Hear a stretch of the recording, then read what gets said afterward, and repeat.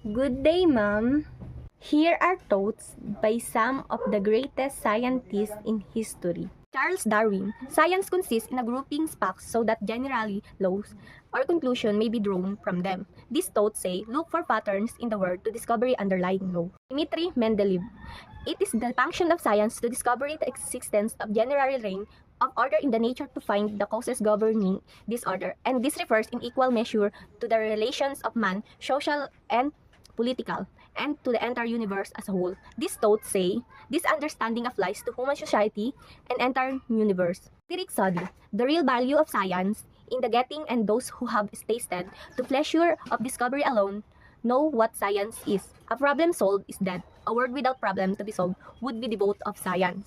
These thoughts say, a life without challenge and problem would be lifeless. Alfred North Whitehead. The aim of science is to seek the simplest explanation of complex facts. We are apt to fall into the error of thinking that the facts are simple because simplicity is the goal of our quest. The guiding motto in the life, every natural philosopher should be seek simplicity and disturb it.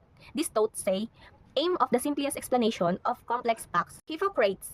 Science begets knowledge, opinion begets ignorance. These thoughts say, opinion without evidence leads to ignorance. Doubt virtue. No doubt science cannot admit of compromises and can only bring out to complete truth. Hence, there might controversy and strife.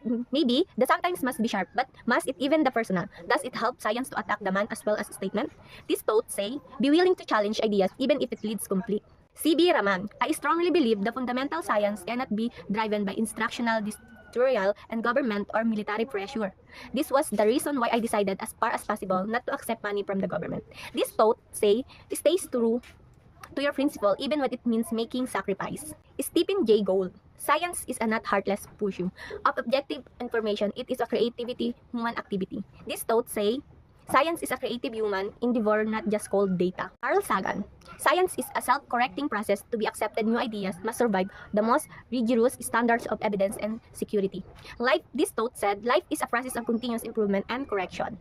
Lewis Thomas. Science is abounded of uncertainty. Each time we learn something new and surprising, the astonishments come with the realization that we wrong before. In truth, whenever we discover a new fact, it involves the elimination of old ones. These thoughts say, discovering new truths means letting go of old assumptions.